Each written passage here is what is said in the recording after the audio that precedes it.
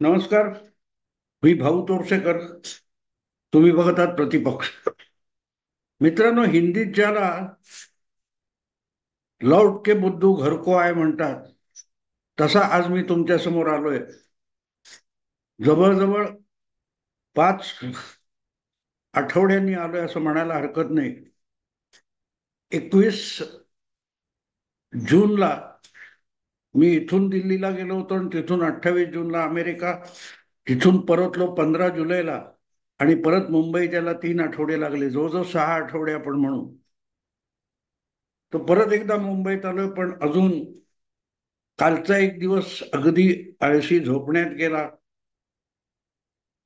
आता परत सुरू करायचं म्हणतोय, तरीही माझा जो स्टुडिओ झालाय तिथून मी अजून एकही व्हिडिओ केला नाही. आज सकाळ जरा उशिरा उठलोय, तुलनेने उशिरा उठलोय, आणि त्यामुळे म्हटलं सुरुवात टाकायला काहीतरी पाहिजे, म्हणून घरातूनच करू आणि लॅपटॉपवर करतोय. दुपारनंतर जेव्हा स्टुडिओत जाईन तेव्हा नव्या जागी रेकॉर्डिंगची सुरुवात होईल. असो, आजचा विषय जो आहे, काल जी काय अख्खा दिवस झोपण्यात गेला, त्यात मध्ये मध्ये बातम्या बघितल्या. सोमवार, मंगळवार, या सगळ्या बातम्या गमतीशीर एवढ्यासाठी आहेत की तिकडे दूर आपल्या पूर्वेकडे भारताने जो स्वतंत्र केलेला, पाकिस्तान पासून तोडलेला बांगलादेश नावाचा मुस्लिम देश आहे, तिथे तिसऱ्यांदा का चौथ्यांदा क्रांती झाली आहे. शेख मुजीबुर रहमान, नंतर जियाउर रहमान, असे एकामागून एक लोकांच्या कत्तली होत भारताला मित्र मानत असून सुद्धा पाकिस्तान सारखा चालणारा देश म्हणून आपण बांगलादेशकडे बघू शकतो. पण आज माझा विषय बांगलादेश नाहीये. बांगलादेशच्या पंतप्रधानांना तिथल्या एका आंदोलनातून काही आठवड्यात जीव मुठीत धरून पळ काढावा लागला, भारतात येऊन आश्रय घ्यावा लागला. त्या दीर्घकालीन पंतप्रधान बांगलादेशच्या शेख हसीना वाजेद ह्या आत्ता कुठे आहे ते मलाही माहिती नाहीत, कारण मी तेवढ्या बातम्या बघितलेल्या नाहीत. पण या निमित्ताने ज्या जगभर प्रतिक्रिया उमटत आहेत, ज्या भारतात प्रतिक्रिया उमटत आहेत, आणि जगातल्या घडामोडींकडे प्रत्येक जण आपल्या नजरेने कसं बघत असतो, याचा एक साक्षात्कार या हसीना वाजेद प्रकरणातून व्हायला लागलेला आहे. हसीना वाजेदचं जे व्हायचं ते होईल, बांगलादेशचं काय व्हायचं ते होईल, आणि जगाचं काय व्हायचं ते होईल. भाजप भारताचा शेजारी म्हणून हसी तिथल्या बांगलादेशच्या घडामोडींचा भारतावर काय परिणाम होईल तो हो. मी माझ्या जागी बसून मला हवं तसं ते बघणार आणि हवा तसा त्याचा अर्थ लावणार, ही जी काय प्रक्रिया सुरू झाली आपल्याकडे, ही खरोखरच मित्रांनो विनाशाची चाहूल असते. म्हणतात ना, विनाशकाले विपरीत बुद्धी. तर बुद्धीचा विनाश विपरीत परिस्थितीला आणतो असं म्हणायची वेळ आली आहे. कारण काल जेव्हा मध्ये 3-4 तास झोपेतून विश्रांती घेतली आणि जागेपणी काही बघायचा प्रयत्न केला, तेव्हा मला एक बातमी बघायला मिळाली. बांगलादेशवर महाराष्ट्र नावाच्या भारतातल्या एका राज्याच्या मराठवाडा विभागातले एका जिल्ह्याचे नेते, असं जे स्वतःला म्हणवतात, ते मनोज जरांगे पाटील यांनी प्रतिक्रिया दिली की बघा बांगलादेशमध्ये काय झालंय, आरक्षणावरून काय झालंय. त्यांना असं सुचवायचं होतं की आपलं आरक्षण अडवून बसलेले महाराष्ट्रातले राज्यकर्ते किंवा भारताचे राज्यकर्ते यांना सुद्धा आरक्षणाच्या या आगडोंबात उसळला गेला तर जीव मुठीत धरून पळावं लागेल. या निमित्ताने माझ्या एक गोष्ट लक्षात आली की राहुल गांधी सुद्धा जरांगे पाटलां इतके पप्पू नाहीत, आणि त्यामुळेच जरांगे पाटील आपल्या नजरेने आपल्या हेतूनुसार जागतिक शेजारच्या देशातल्या घडामोडीकडे बघत असले तरी राहुल गांधी सावध आहेत. नाही काय, नाहीतरी एका ठिकाणी राहुल गांधींनी जर एक प्रौढत्व राजकीय दाखवलं असेल तर त्यांचं कौतुक केलं पाहिजे, त्यांची पाठ थोपटली पाहिजे, आणि त्याच कारणास्तव हा विषय मला घ्यावा असा वाटला. आपापल्या संकुचित स्वार्थासाठी जगातल्या इतर गोष्टीकडे प्रत्येकजण कसा बघतो याचा नमुना यातून आपण शिकत असतो. अनेक घटना आपण टीव्हीवर बघतो की कुठेतरी एका एकतर्फी प्रेमातून एखाद्या मुलीवर हल्ला होतो आणि तिला भोसकत असतो कोणतरी, तिच्या डोक्यात काय हातोडा किंवा कसला तरी पाना मारत असतो आणि आसपासून जाणारे लोक लांब राहतात, जवळ सुद्धा जात नाहीत, तिला वाचवत सुद्धा नाहीत. बघतो ना आपण. ती सामान्य माणसं असतात, आपल्या आपल्या आयुष्यातलं सुरक्षा बघत असतात. पण ज्यांच्याकडे आपण समाजाच्या विविध पक्षांचे घटकांचे नेते म्हणून बघत असतो, त्यांची तरी मानसिकता या सामान्य नागरिकापेक्षा वेगळी असते का? आपल्याला काय करायचंय, तिचं काय असेल ती मरू देत. पण एकदा ते सगळं होऊन गेलं, पोलीस काय करतायत म्हणजे सगळं पोलीस ना सरकारने करावं, आम्ही उडाणटप्पू राहणार, आम्ही पळून राहणार, आणि मग मेणबत्त्या घेऊन झेंडे घेऊन न्यायासाठी भांडायला उभे राहणार. ही मानसिकता आता हळूहळू आपल्या नेत्यांमध्ये सुद्धा यायला लागली आहे. आणि जरांगे पाटील हा त्याचा नमुना आहे. कुठली गोष्ट समजून न घेता त्यात आपला स्वार्थ किंवा आपला हेतू शोधण्याचा प्रयत्न करणं, याचा नमुना किंवा याचं उदाहरण म्हणून आपण मनोज जरांगे पाटील यांच्याकडे बघू शकतो. त्यांना बांगलादेशमध्ये जे काही आगडो मुसळला, हिंसाचार उसळला, त्यामागे आरक्षण नावाचा एक काहीतरी प्रकार आहे एवढंच माहिती आहे. पण त्यांनी ज्या मराठा आरक्षणासाठी महाराष्ट्र पेटवण्याचा प्रयत्न सुरू केलाय किंवा उठसूट धमक्या दिलेल्या आहेत, त्याच्यामध्ये आणि बांगलादेशमधल्या आरक्षण विषयामध्ये काहीतरी साम्य आहे का? अत्यंत विरोधाभासी साम्य आहे. पण ते विरोधाभासी साम्य सुद्धा जरांगे पाटील यांना समजून घ्यावं असं वाटलेलं नाही. आणि म्हणून त्यांनी बघा बांगलादेशमध्ये काय झालंय म्हटलंय. पण दुसरीकडे प्रत्येक जागतिक किंवा देशांतर्गत विषयावर खापर जे नरेंद्र मोदींच्या डोक्यावर फोडतात, अशा आक्रमक राहुल गांधींनी मात्र सरकार जी भूमिका घेईल त्याला आमचा पाठिंबा असेल अशी समजूतदार भूमिका घेतली आहे. म्हणून जरांगे पाटील यांच्यापेक्षा राहुल गांधी थोडे प्रौढ झालेत असं म्हणायला लागतं. राहुल गांधींना सतत गेली 10-12 वर्ष पप्पू पप्पू म्हणून हिणवण्यात आलं. बरं, राहुल गांधी कसा पप्पू असू शकतो? मी सगळ्यात मोठा पप्पू आहे हे दाखवण्या इतका आपल्या बुद्धीचं दिवाळ जरांगे पाटील यांनी बांगलादेश प्रकरणात केलेलं आहे.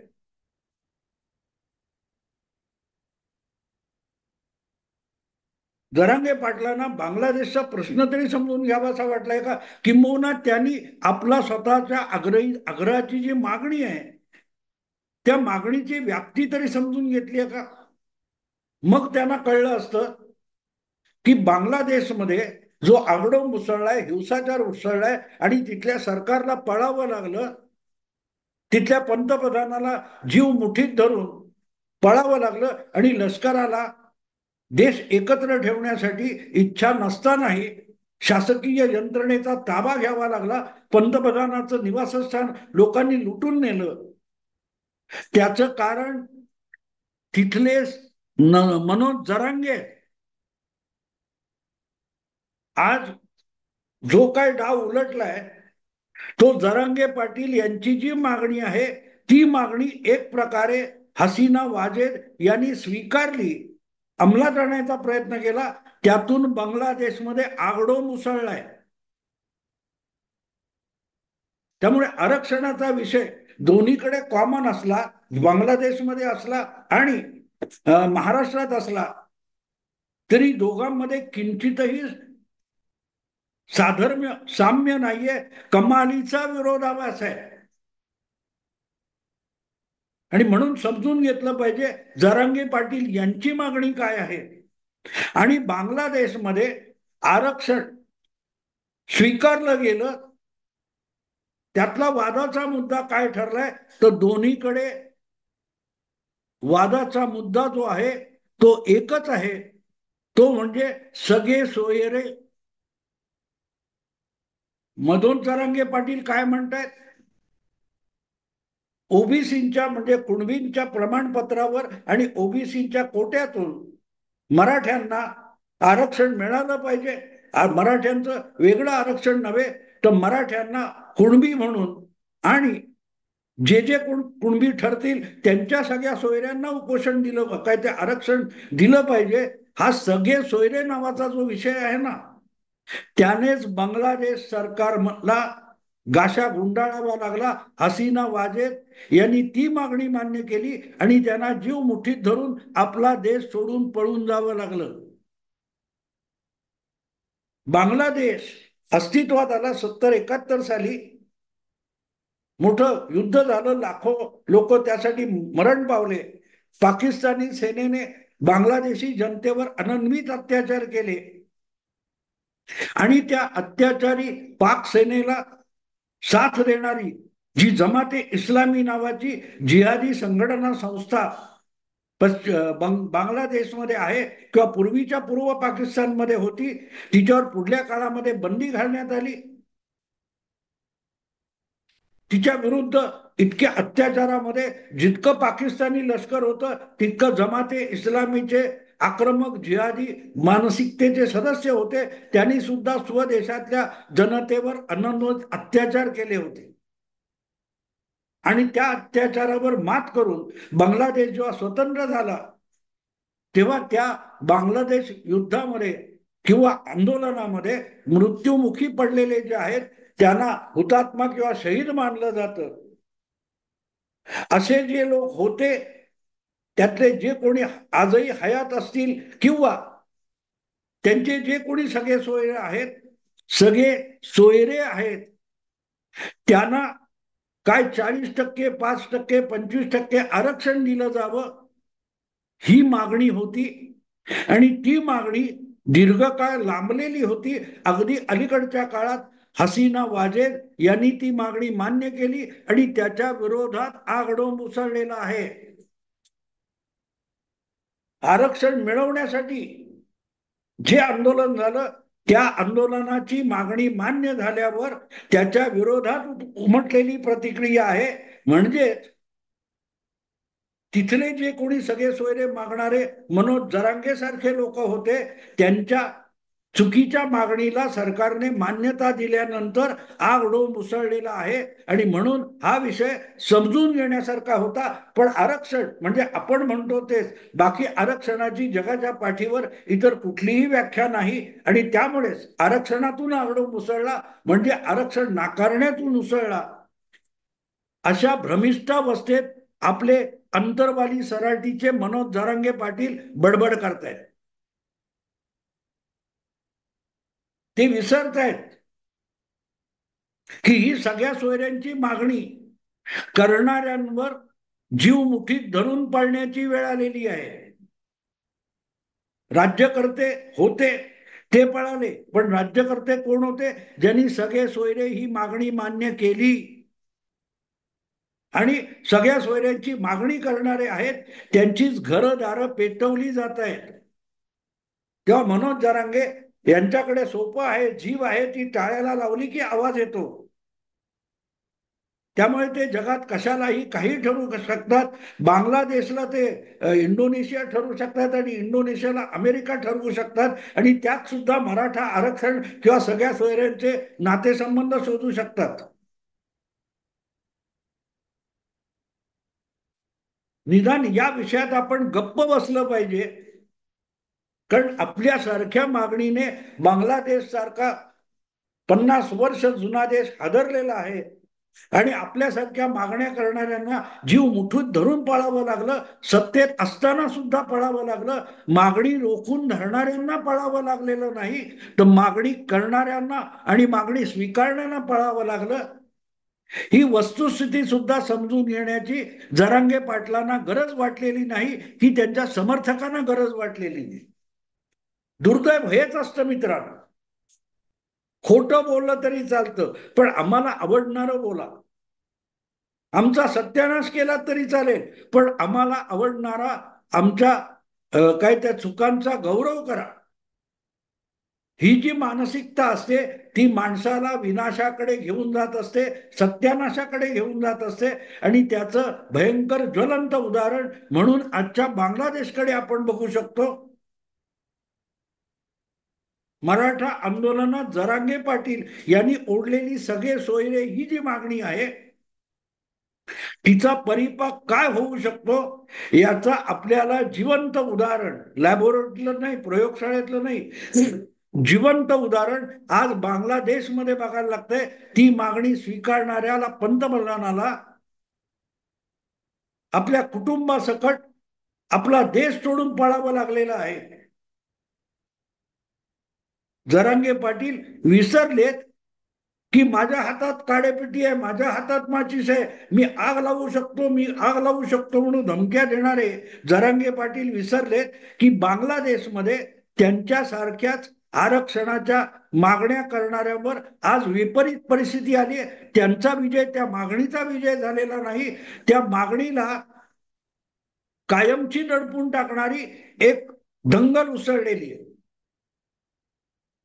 आपण जेव्हा मागणी करतो तेव्हा ती आवडणारे अनेक लोक आपल्या मागे उभे राहतात, बरोबर आहे. पण त्यामुळे त्या मागणीच्या विरोधात शांतता पाळणारे, संयम दाखवणारे माणसं असतात. तेही दुखावले तर झुंडीच्या रूपाने एकत्र येऊ शकतात. जेव्हा तुम्ही झुंड म्हणून वागायला लागता तेव्हा त्याचे चटके ज्याला बसतात त्याला सुद्धा झुंड म्हणून उभं राहावं लागतं. तो संयम, त्यांनी दाखवलेला शहाणपणा, त्यांनी दाखवलेला सुसंस्कृतपणा हा त्याचा दुबळेपणा नसतो, हे पहिलं लक्षात घ्यावं लागतं. म्हणून आंदोलनाच्या मर्यादा, आंदोलनाची व्याप्ती आणि आंदोलनाची ताकद ही आंदोलनाच्या नेत्याने ओळखली पाहिजे. नाहीतर पळून जायला सुद्धा जागा उरत नाही. शेख हसीना वाजेद यांना का पळावं लागलं हे जरांगे पाटील यांच्या समर्थकांनी समजून घेतलं पाहिजे. उठले आणि धावले, राज ठाकरेंच्या कुठे वास्तव्य होते त्या हॉटेलवर जाऊन धडकले.